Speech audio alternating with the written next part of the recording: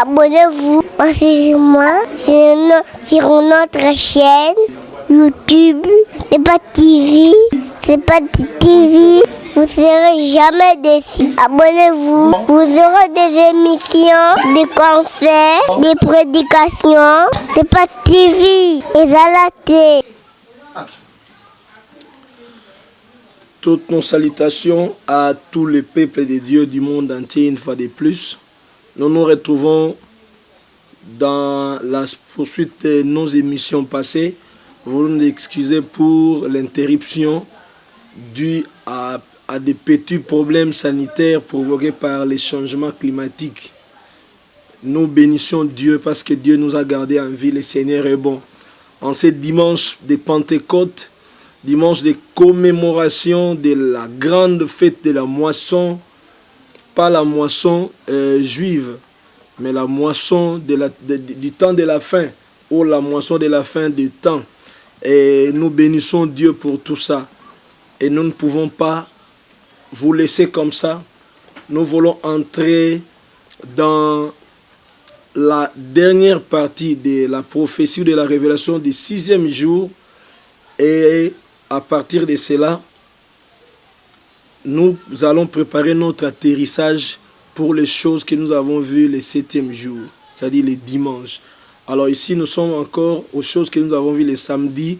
Je vous ai promis les changements des présidents que le Seigneur nous a montrés, nous a révélé les changements des présidents en RDC. Et c'est ce dont nous allons parler aujourd'hui. Mais permettez-nous de proclamer celui qui montre ces choses, celui qui nous explique ces choses, le Saint-Esprit, l'Esprit de Dieu. Et c'est de lui qu'il s'agit. Nous bénissons le Seigneur et nous pouvons chanter ces glorieux cantiques. Oh me masango yo eipai na senyoso esi kana mawa eipai na sengo tozwa kinanzambe oyo alakaki monsu ngiazali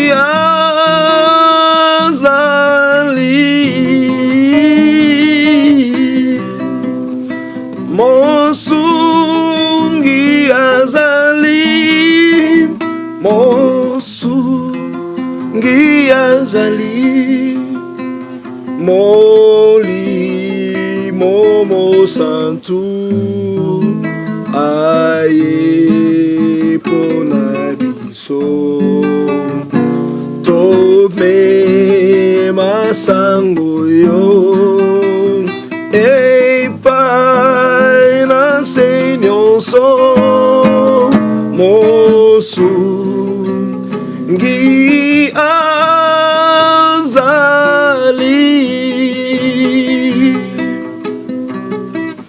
le Saint-Esprit est là, le Saint-Esprit est là, la mort a disparu, Dieu donne un plein salut,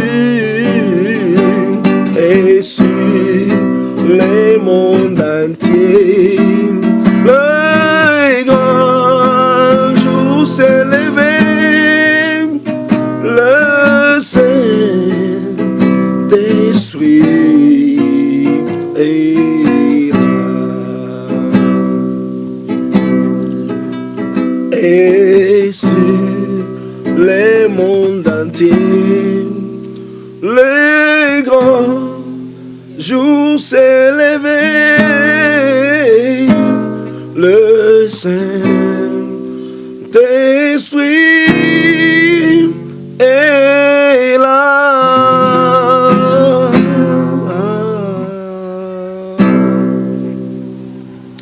Que Dieu soit loué.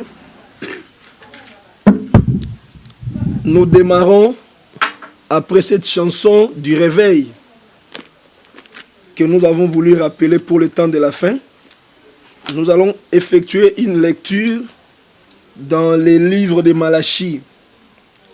Malachie chapitre 3, du verset 1 au verset 2. Voici, j'enverrai mon serviteur, il préparera le chemin devant moi. Et soudain entrera dans son temple le Seigneur que vous cherchez et le messager de l'alliance que vous désirez. Voici, il vient, dit l'Éternel des armées, qui pourra soutenir le jour de sa venue, qui restera debout quand il paraîtra, car il sera comme le feu du fondeur, comme de la potasse des foulons.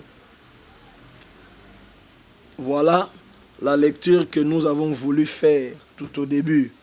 Pourquoi cette lecture? Vous remarquez dans ces messages, Malachie, conduit par l'Esprit de Dieu, l'Esprit de Dieu parle dans la bouche de Malachie et dit, j'enverrai mon serviteur devant moi pour préparer mon chemin. Et puis subitement, vous remarquez, l'idée change. Donc l'idée commence par un langage qui parle presque de la première venue de Christ. Quand on parle du messager qui doit venir pour préparer le chemin du Seigneur, on voit directement Jean-Baptiste. Mais curieusement, la ligne qui suit change de ton. Et puis la Bible dit, et soudain entrera dans son temple le Seigneur que vous cherchez, les messagers de l'alliance que vous désirez. Mais le ton change jusqu'au verset 2 qui parle maintenant de l'entrée, une entrée qui peut bousculer les gens. En fait, ça fait allusion directement au jour du Seigneur qui signifie simplement le retour de Jésus sur la terre. Vous voyez? Or, à la première venue de Jésus, Jean a été le précurseur de Christ. Il a prêché la repentance, il a témoigné Christ. Et après cela, vous remarquerez que Christ est allé au temple, là où il a lu, là où il a récité carrément Ésaïe 61. L'Esprit du Seigneur est sur moi parce qu'il m'a oint, tout ça. Et c'est le passage que nous connaissons tous. Dans Luc 2 et dans Luc 4, nous retrouvons ça au verset 18e.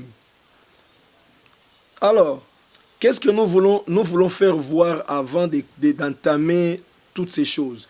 Nous voulons vous dire que la même prophétie qui a parlé de la première venue de Christ cache en même temps la seconde venue de Jésus.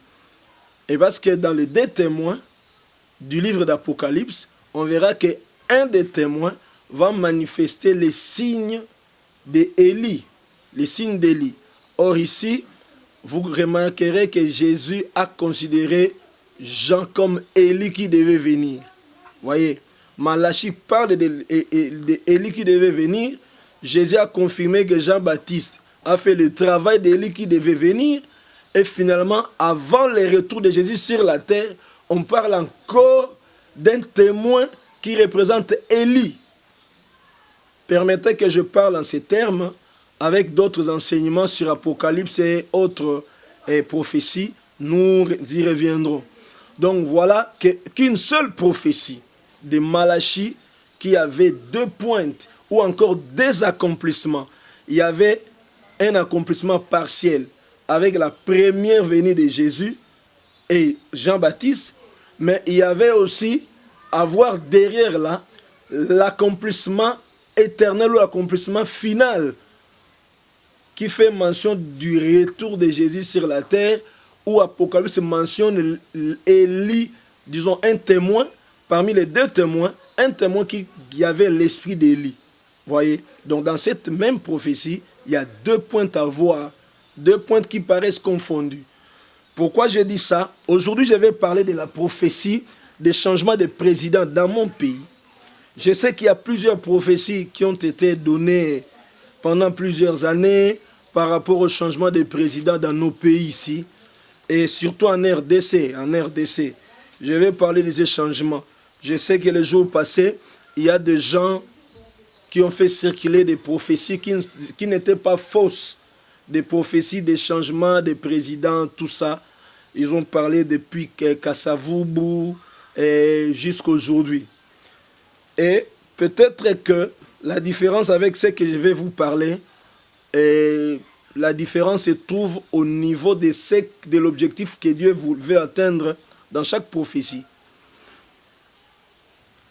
Cela ne va pas vous pousser à douter des autres ou à douter de ce que je dis. Non, ce que je vais expliquer, c'est seulement un langage. Je vous rappelle que la fois passée, j'ai dit Agé, Zacharie, Malachi ont prophétisé presque à la même période. Mais chacun avait un accent particulier que Dieu voulait obtenir dans son peuple. Chez Zacharie, Dieu parle de l'importance du temple et des retours glorieux de Jésus qui dépendent du temple. Alors que Agé, par exemple, parle de la gloire du second temple. Il voulait que les gens reconsidèrent ce qu'ils étaient en train de faire. Que les gens comprennent qu'ils ne devaient pas baisser les bras à cause de ce temple qui était abîmé. Ils devaient plutôt s'adonner à réparer ce temple, à reconstruire le temple. L'importance du temple. Vous voyez? L'importance, la gloire que Dieu allait manifester dans le temple. Mais pour, par exemple, Malachi, Dieu voulait que les gens, que le peuple continue à faire fonctionner le temple et que la maison du trésor fonctionne comme source de bénédiction des gens. Donc c'est un problème de l'objectif de Dieu dans chaque prophète. C'était des prophètes presque de la même période. Vous voyez les trois là. Alors, parlons maintenant de la prophétie de Dieu pour notre nation, en ce qui concerne les changements. J'ai parlé des recommandations de Dieu sur l'Église universelle. J'ai parlé des recommandations de Dieu sur l'Église et la RDC. À la fin, nous reviendrons à d'autres choses que Dieu a montrées à la fin, c'est-à-dire le 7e jour, et ce que Dieu nous a montré. Alors, supportez que je termine maintenant avec les changements de président dans le pays. Le Seigneur a dit ceci, en ce qui concerne la nation congolaise. Un chef qui viendra rebâtira le pays. Il craindra Dieu et sera surnommé Salomon. Le Seigneur parle d'un président qui viendra dans notre pays, qui rebâtira le pays, que les gens vont surnommer Salomon. Deuxième chose, deuxième point pour le changement du président. Il sera l'appui de l'Église et permettra que l'Église de Christ s'établisse avec force dans les pays.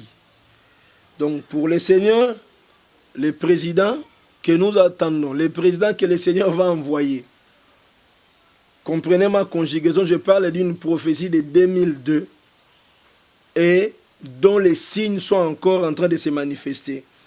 Donc supportez ça, que je parle en ces termes. Il sera l'appui de l'Église. Il permettra que l'Église de Christ s'établisse avec force dans les pays. Donc, ça, ce sont des signes que Dieu donne du président qu'il enverra, le président qui portera sa marque, qui portera son signe ou ses signes. 3.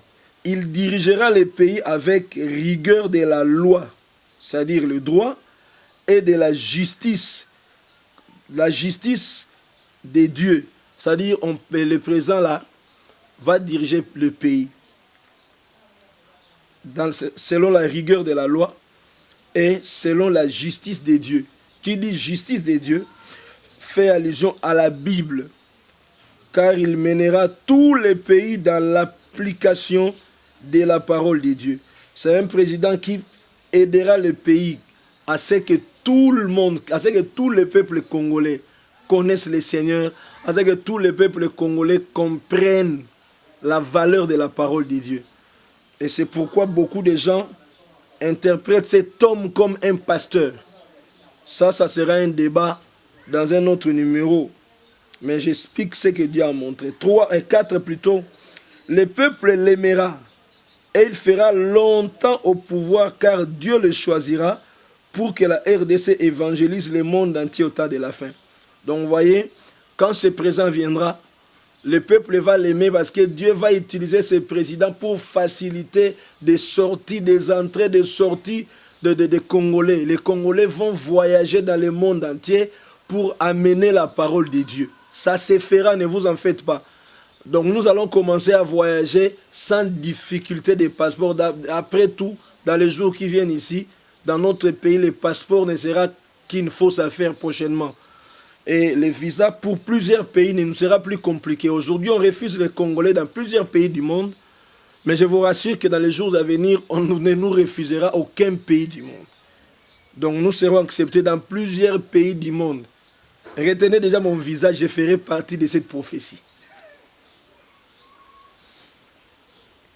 Donc voilà que les RDC qui a la mission d'évangéliser le monde entier fera ce travail à l'aide de ces présidents que Dieu va nous donner. Il n'aura pas besoin, ça c'est 5, il n'aura pas besoin d'être protégé par les armes, ni son palais, car la préservation divine le préservera contre toute surprise. Excusez. Donc comprenez que le président ici sera un protégé de Dieu. Ça ne sera pas un président armé jusqu'aux dents comme les gens le font. Ça sera un président normal, un président qui ne sera pas armé, je ne sais jusqu'où, mais tout ce que je sais, c'est que ce président-là sera protégé par Dieu.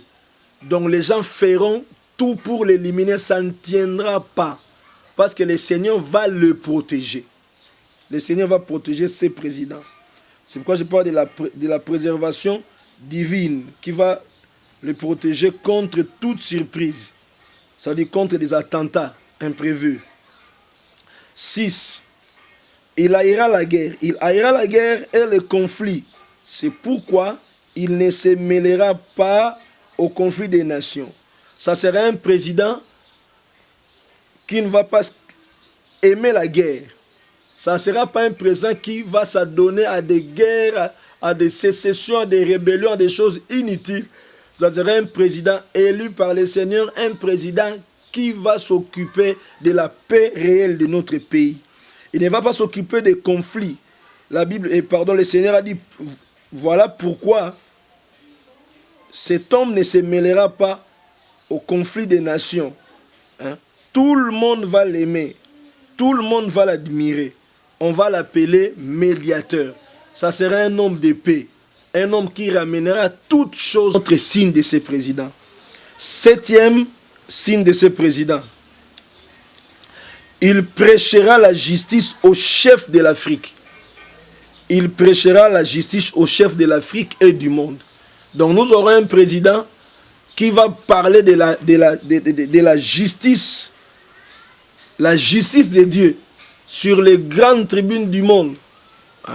Un président qui aura le courage de dire des choses de la part du Seigneur. Un politicien, mais qui dira des choses qui vont toucher tous les présidents du monde. Et ça sera la justice de Dieu dont il va parler. C'est qui va toucher tous les présidents du monde. Surtout les grands. 8. Le Seigneur dit, à son époque, le pays sera en paix. Et quoique moins fort, il se développera vite et sera gardé par Dieu. C'est-à-dire à l'époque de ces présidents, le pays ne sera pas nécessairement riche, comme les gens peuvent penser. Mais le pays sera en paix. Le pays ne sera pas plutôt très fort. Je n'allais pas dire riche, mais fort. Le pays ne sera pas excessivement fort avec des armes, avec une armée, je ne sais comment, mais la force de Dieu va soutenir le pays. La force de Dieu va soutenir ces présidents.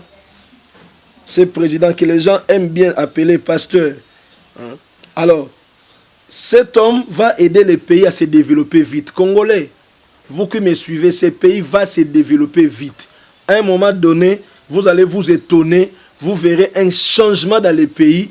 Et dans un laps de temps, ça sera comme dans un clin d'œil, un changement. Il y aura tellement de changements brusques dans ce pays que beaucoup de gens n'y croiront pas. Et les gens qui croient qu'il faut vivre dans l'injustice pour continuer à faire n'importe quoi seront surpris comme au temps d'Élysée où le chef de l'armée qui a refusé que les changements viendraient en Samarie, a vu ces changements, mais il est mort. Je veux que Dieu vous garde pour que vous viviez ces changements qui viendront. Il y aura des changements. Et dans tout ça, j'ai béni Dieu parce que le Seigneur a dit que moi, je verrai ces changements. J'ai vu des grands changements. Et j'en verrai encore d'autres. Alors le Seigneur a dit, la plupart dans les pays deviendront exportateurs. Ça dit, j'ai dit dans mes émissions passées, ces pays aura des jeunes millionnaires. Aura des jeunes qui auront beaucoup d'argent. Ça ne sera pas de l'argent volé. Ça sera de la bénédiction normale de Dieu. Ça sera l'argent de la sueur des fonds des gens que Dieu va bénir. Et ça va aller comme ça. Ne vous en faites pas. Donc, Dieu a répété ces choses. Dans mes plusieurs tableaux, Dieu a répété que le pays sera béni. Dieu a répété qu'il va élever des hommes d'affaires, surtout dans l'église. Dieu va élever des hommes d'affaires. Et nous ne devons pas fermer nos yeux, nous pasteurs, nous devons prendre le temps de préparer le peuple de Dieu à toutes ces choses. Donc ces choses sont déjà à la porte. Il y a des choses qui se sont accomplies, mais il y a des choses qui ne se sont pas encore accomplies, telles que ce que j'ai dit. Il y a une partie en accomplissement, et il y aura une autre partie d'accomplissement qui viendra après. Donc c'est le temps pour nous en tant qu'hommes de Dieu de travailler. 9. Il ne pardonnera pas au vol et à la corruption. Il amènera à la repentance beaucoup de voleurs et malfaiteurs par la loi du pays et la justice de Dieu. Il frappera par le chômage, quiconque refusera de changer d'habitude et d'attitude. À son époque, le vol disparaîtra à la cité et chez les agents de l'ordre. Excusez. Je vais insister par le fait que le Seigneur a dit le président qui viendra amener les changements dans ces pays va s'attaquer au vol et à la corruption. Au point que il va s'attaquer aux voleurs. Voleurs à tout niveau, surtout dans des entreprises, dans les domaines de la gestion de l'État, dans les domaines de la gestion des affaires de l'État, de ceux qui gèrent des institutions, ceux qui gèrent des écoles, ceux qui gèrent des entreprises, tout. Et ce président sera tellement sévère qu'on va arrêter des gens pour les vols. On va arrêter beaucoup de gens pour les vols. Et la corruption. Parce que les vols et la corruption sont frères et sœurs. C'est comme des jumeaux. Vous voyez? Alors, ce président viendra s'attaquer au vol. Ce président viendra s'attaquer à la corruption. Mais ce que j'aime ici, le Seigneur a dit que ce président va frapper par le chômage quiconque refusera de changer. Et vous remarquerez, il va appliquer tellement la loi. Il va appliquer tellement la loi sur les voleurs et les malfaiteurs. Donc, l'impunité va diminuer sensiblement. L'impunité va disparaître aux yeux des gens comme nous le voyons aujourd'hui. Aujourd'hui, l'impunité se voit à l'œil nu. L'impunité continue à battre son plein dans notre pays, la RDC. Mais je vous encourage, peuple de Dieu. Le Seigneur a promis de nous donner un président qui va utiliser le droit, qui va utiliser la loi pour coincer les voleurs, pour coincer les corruptibles, pour coincer les malfaiteurs, au point que même ceux qui volent à la cité, ça sera un moment difficile de trouver, à un moment donné, il sera difficile de trouver à la cité des petits voleurs, des cambrioleurs, tout ça, ça sera difficile. Parce que ces messieurs, Dieu va lui investir de cette force-là. Et il mènera la justice de Dieu jusqu'au point de faire disparaître les voleurs, les malfaiteurs, même à la cité. Ça signifie que ça va commencer par des grandes institutions du pays pour terminer à la cité. C'est ce que la prophétie voulait insister. Quand je dis ça, je ne vais pas insister sur le fait que j'ai vu dans mes visions comment on a arrêté des hommes, des politiciens, des hommes politiques, j'allais dire, comment on a arrêté des militaires, comment on a arrêté des policiers, comment on a arrêté tout le monde sans exception. Donc il arrivera dans un moment où dans ces pays, on arrêtera n'importe qui. Et cette personne qui fera ça, ne vous en faites pas, ça sera vraiment un enfant de Dieu. Ça sera quelqu'un qui ne va pas pardonner aux gens. Vous faites n'importe quoi, on écoutait, pardonnez-moi pour cette fois-ci, on va te pardonner prochainement, dans le temps on te punit. Il est temps que chacun prenne ses dispositions. Ce sont des choses que nous vivons bientôt. Donc il y a des choses que nous vivons là qui ne sont que des signes. Ne vous en faites pas, la justice de Dieu va se manifester. 10. Il dirigera le pays par la parole de Dieu et la fera appliquer publiquement. Il publiera les ordres de Dieu et tout le monde les respectera. Donc vous remarquerez que ce président publiera les ordres de Dieu. Il publiera la parole de Dieu visiblement. Il dirigera ce pays selon la parole de Dieu. Quand je dis diriger le pays selon la parole de Dieu, Moïse c'était un chef politique. Mais comment il a dirigé le peuple? Il y a beaucoup de présidents dans le monde qui dirigent le pays aussi selon les principes de Dieu. Ce n'est pas impossible aujourd'hui. Donc ça, ce n'est pas un débat. Je ne fais que transmettre ce que le Seigneur a dit. Nous sommes là tous pour voir ce que le Seigneur a dit. Si ça va s'accomplir partiellement, ça va s'accomplir totalement, ça va s'accomplir comment? L'accomplissement dépend de Dieu. Nous ne sommes que simples porte-parole. 11. Alors s'accompliront beaucoup de prophéties sur la RDC, que la plupart des prophètes qui les ont, c'est-à-dire qui les ont dit, ou les auront prophétisés, se reposeront déjà dans le repos éternel. Et leur dernière génération verra ces choses alors qu'elle sera déjà vieille. Cela se fera ainsi, afin que Dieu soit trouvé juste. Il y a des gens dont les parents étaient des prophètes. Ils ont entendu leurs parents prophétiser. Dans mon pays, il y a une grande prophétie d'un grand de ces pays, Simon Kimbangu, qui a parlé d'un changement dans notre pays. Ça, on en parlera dans d'autres émissions. La prophétie, la grande prophétie de Simon Kimbangu. Ce sont des choses réelles. Alors le Seigneur a dit que la plupart des prophètes, moi-même, j'ai entendu des gens prophétiser sur ces pays. Ces gens sont déjà décédés. Mais ce qu'ils ont dit s'accomplit, se réalise. Voyez. Alors aujourd'hui, nous n'allons pas continuer à dormir debout. Nous devons ouvrir nos yeux pour suivre ces prophéties et veiller à leur accomplissement. Ok. Donc le Seigneur a insisté par le fait que les enfants de ces prophètes verront ce que leurs parents ont dit.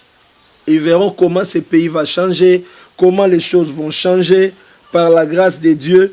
Il y a des choses qui se sont déjà réalisées et beaucoup d'entre ces gens-là, Dieu va les garder pour qu'ils voient s'accomplir les prophéties données par les prophètes qui étaient leurs pères. C'est ça que j'allais plutôt expliciter. Donc, dès lors, vous remarquez que dans le pays, finalement, il y aura des prophètes. Dieu va nous donner dans notre pays des vrais prophètes. Des vrais prophètes. Parce que maintenant, il y a beaucoup de prophètes qui prophétisent en cachette. Il y a des gens qui prophétisent en cachette. Il y a des gens qui prophétisent par intermédiaire.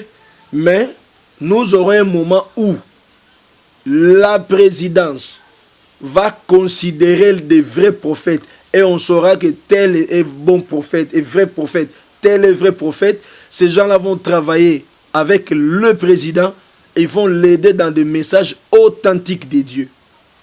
Donc voilà ce que nous aurons. Et dans ces pays, nous aurons ces collèges de prophètes autour du président et qui feront le travail de prier et qui lui parleront en faveur du pays. Ce sont des choses que Dieu a prévues comme ça. Moi, je ne fais que relater. 12e point, ou 12e signe. Il sera un homme doux, humble, mais rigoureux pour la loi et la justice de Dieu. Donc le président prévu par Dieu, un autre signe, il paraîtra doux, il paraîtra humble, mais le Seigneur a dit que le président sera rigoureux pour la loi du pays. Ça sera quelqu'un qui va marteler beaucoup sur la loi du pays et la nation. Donc lui vraiment mettra ça en pratique. Et 13e point, le pays sera en paix. Et il fermera par la loi beaucoup d'églises et changera même la loi en faveur de la vérité. C'est-à-dire, un autre signe pour ce président, que les gens aiment bien appeler pasteur, mais que moi j'aime bien appeler enfant de Dieu. Ce président fermera même des églises à travers la loi. Donc, c'est-à-dire, il va promulguer des lois, et il va donner des principes, et toutes les églises qui ne seront pas dans les critères que ce président va donner, ces églises seront fermées. Fermées. Je vous avais parlé la fois passée d'un chef qui arrêtera même des hommes de Dieu qui font n'importe quoi. Et ça sera terrible. Il est grand temps que chacun se réveille pour comprendre ces choses. 14 et dernier point, dernier signe.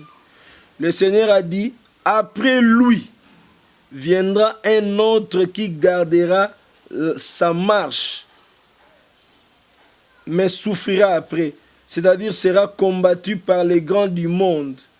Alors il fera gêner les peuples, car il rencontrera la mauvaise période de l'épreuve qui viendra sur la terre.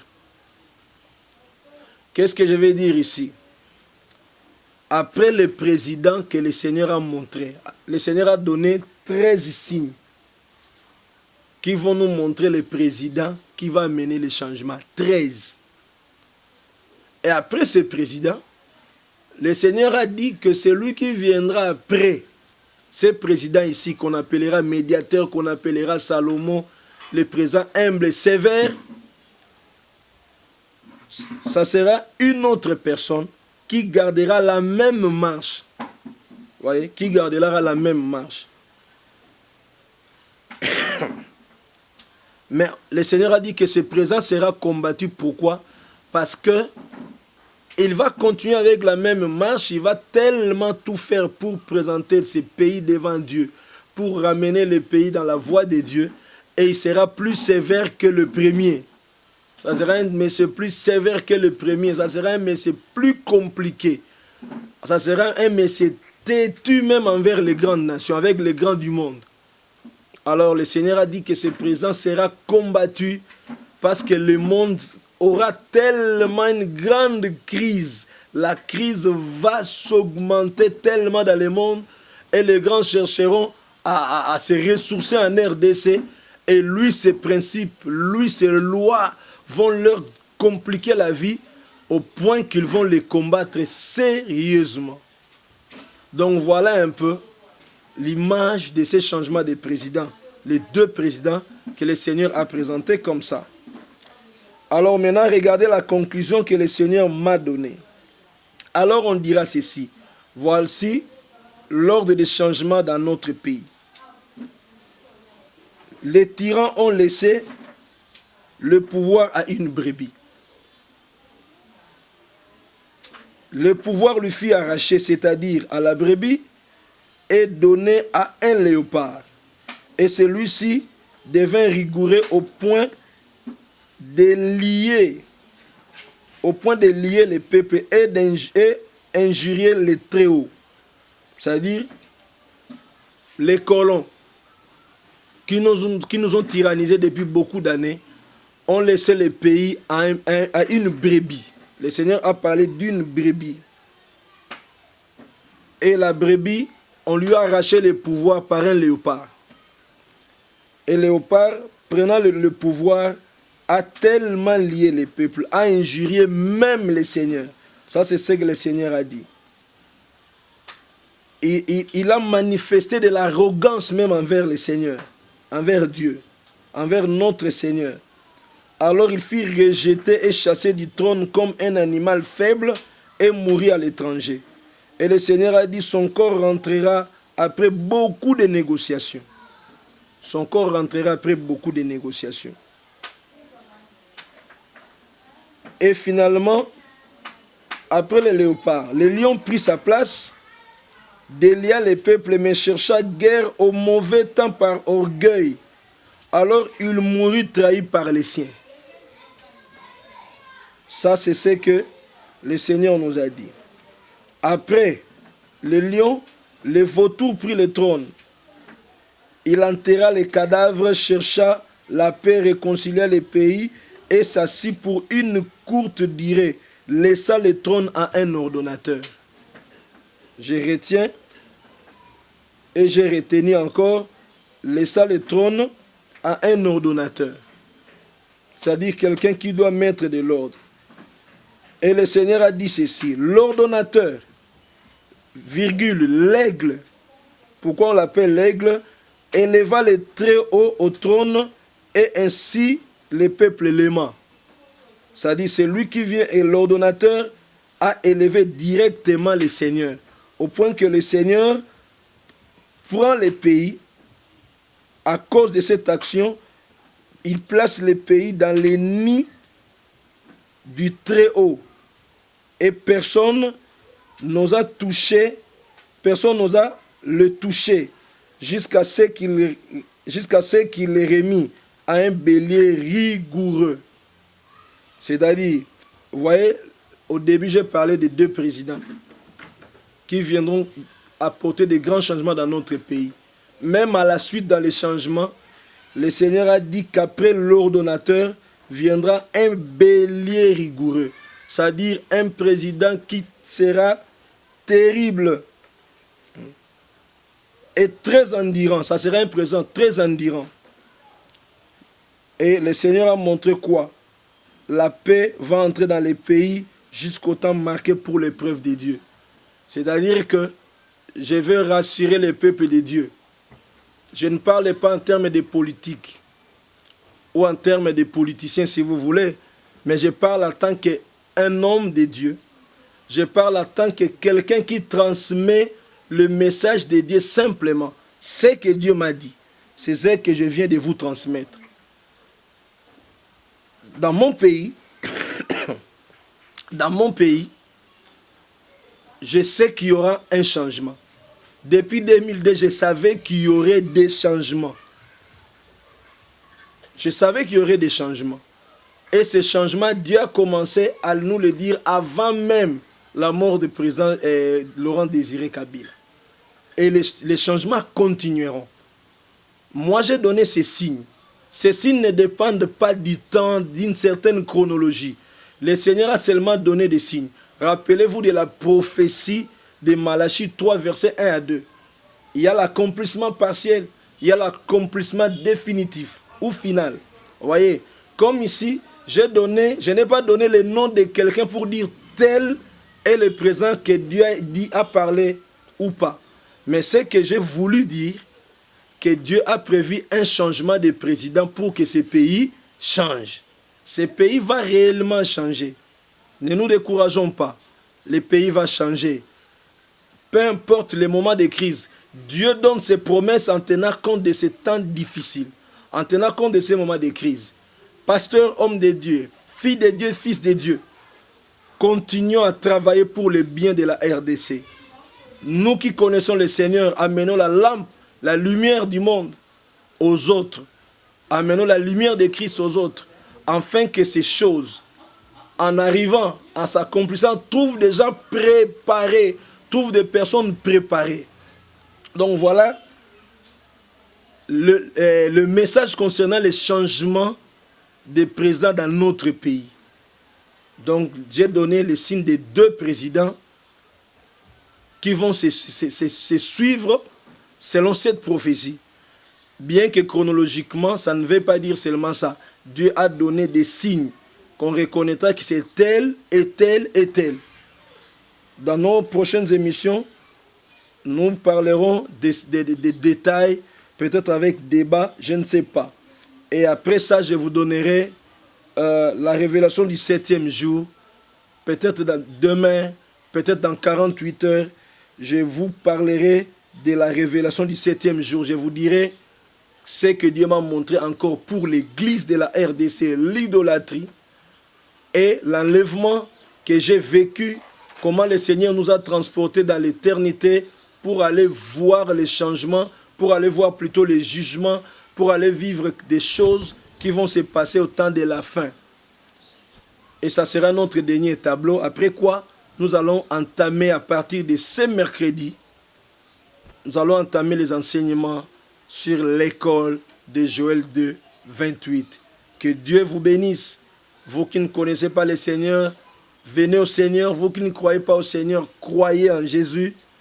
Parce que le Seigneur va faire ce qu'il a dit. Et les signes sont déjà en accomplissement. Et d'autres signes, nous les verrons. Dieu donne ces choses pour nous encourager. Chrétiens, prions pour la RDC. Prions pour la RDC. Prions pour la RDC. Ça changera. Au nom de Jésus. Amen. Abonnez-vous moi sur notre chaîne YouTube. C'est pas TV. C'est pas TV. Vous ne serez jamais déçus. Abonnez-vous. Vous aurez des émissions, des conseils, des prédications. C'est pas TV. Et à la télé.